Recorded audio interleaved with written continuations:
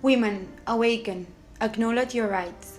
Nature's powerful empire is no longer shrouded in prejudice, fanaticism, superstition, or lies. Truth's torch has dispersed the clouds of foolishness and encroachment.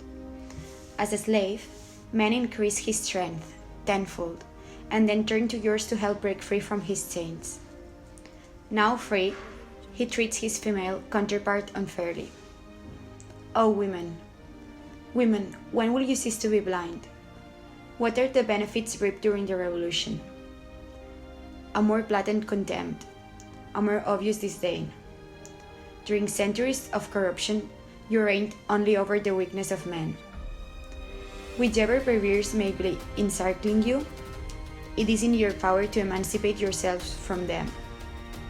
You only have to wish to do so. Nowadays, we know feminism as a social movement that fights for the equality of men and women in all political, economic, social, and cultural matters. Women have been diminished during centuries under men's hegemony, and that still has a huge impact on a daily basis. Many social movements along history have changed feminism and the predisposed image of women and its social situation.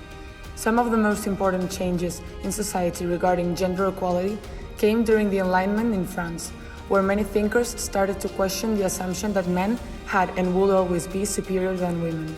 Thanks to the appearance of these changes in mentality and ideology, feminism emerged and started to develop into what would become the influential social movement that it is today. In the pre-Enlightenment period, women were under the social system of patriarchy. They were considered inferior and used as instruments to serve. Moreover, they were forced to stay at home and maintain the family line. They enjoy very few economic, legal, or political rights. There is a common belief that before the Enlightenment there was no feminism, and that is not true. In the 17th century, there was feminist figures that contribute and created the basis that would help to build the feminist movement in the future. Lady Anne Clifford was one of the first most influential figures at that time. She claimed the importance of economic independence amongst women in order not to rely on men. Jessica Malay has gathered a big amount of textbooks about Lady Anne, which has called challenge the notion that women in the 16th and 17th centuries lacked any power or control over their own lives. The Renaissance combined the ideals of the ancient and classical texts with the medieval values of Catholicism and the contemporary principles of humanism. It comprised a rebirth and renewal of culture, literature, art, and political developments in Western Europe, which before were advantageous just to men. Although an improvement was made, women continued to be used in society for the benefits of men and were mainly economic dependent. With the Enlightenment in the 18th century, a new way of thinking appeared. This one restored the common norm mentality and created a space for an innovative society to emerge. Women found themselves a place in this new structure in which they could fight for their social and civil rights, as well as for equality and female emancipation. In the 17th century France, the role and participation of women was mainly reduced to the domestic life, but in the following century this started to change, and women become participants not only of the public sphere, but also of the working scene. During history, what is most believed is that women's work existed as an effort to maintain afloat and support financially their families, frequently to assist the patriarch's occupation. Thus, women had never constructed a feeling of work identity, because their work changed commonly with the only objective of covering the needs of the household. Nevertheless, many women, especially during the Enlightenment, worked in order to be self-sufficient and financially independent. During the century, women actively participated in a wide variety of employments. Some worked in manufacturing, doing jobs in the production process that were highly unnoticed and taken by granted. They were embedded in manufacturing, so omnipresent that few remarked on the fact. These unnoticed actors performed the menial tasks needed in every industry. However, there was also some women that had their own businesses. Women were not always invisible, nor did the meanest work always fall to them. Mistress, craftswomen, and masters' widows ran their own workshops, taking on the training of apprentices as well. Thus, in the 18th century, women were involved in the working field, even though social and legal structure regularly limited their capacity to work freely. Regarding the public sphere, French women started to be embroiled in many social activities, especially in the French salons. These were a product of the Enlightenment and were a key institution of the French society in which women got to play a central role. In the salons, women found a place away from the male-dominated and patriarchal society, which provided them a safe space for discussion and a sense of leadership. In this, women acted as hostesses and decided the various conversations and behaviors that would be discussed and analyzed. With the emergence of salons, women were immersed in the intellectual world and were able to take a leading role in the social sphere, giving them power and identity. The topic of women's participation in the French Revolution has generally received little attention from historians, who have displayed a tendency to minimize the role of women in the major events of those years, or else to ignore it altogether. There are some differences between women's experiences of the French Revolution. Their grade of participation and demands varied according to the class they were from: privileged and educated women, peasants, or from the most popular classes.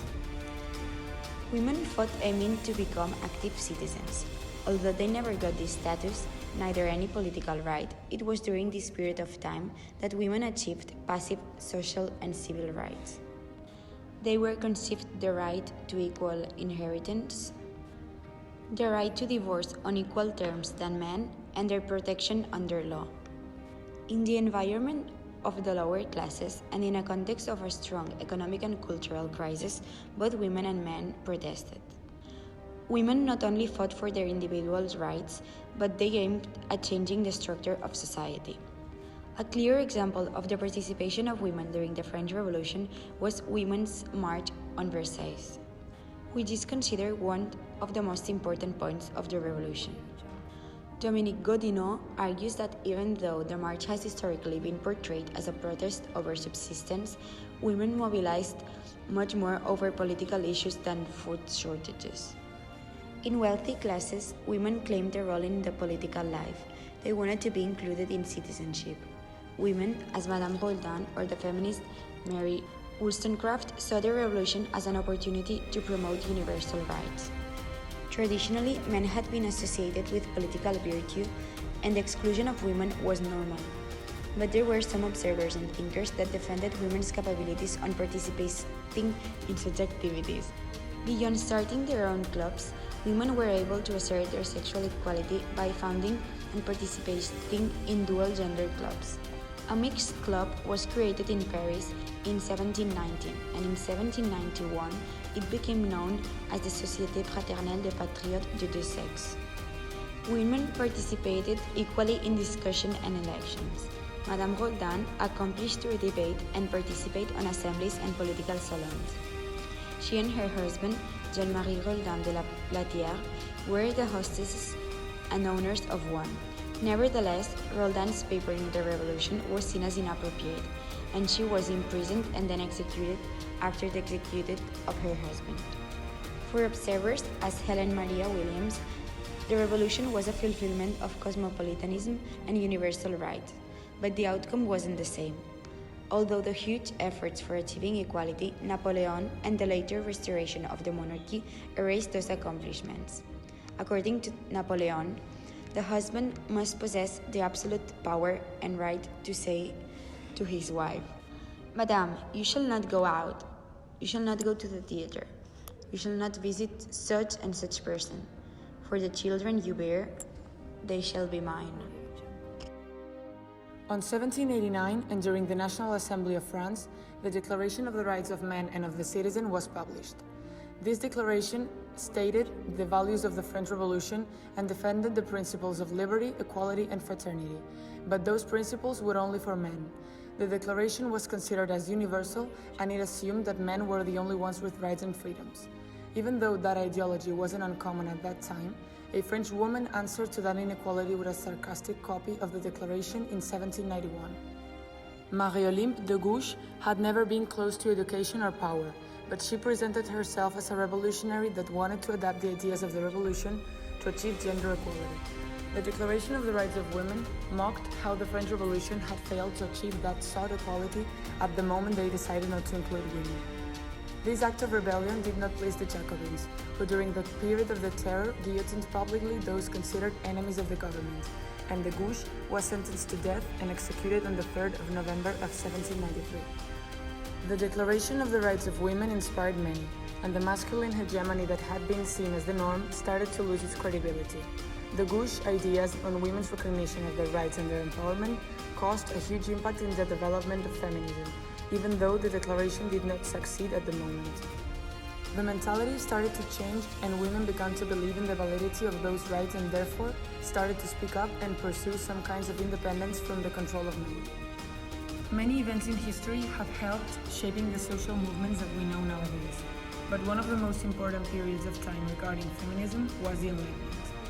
The predominance of reason boosted the idea of gender equality, and even though these ideas didn't convince everybody, it was just the beginning.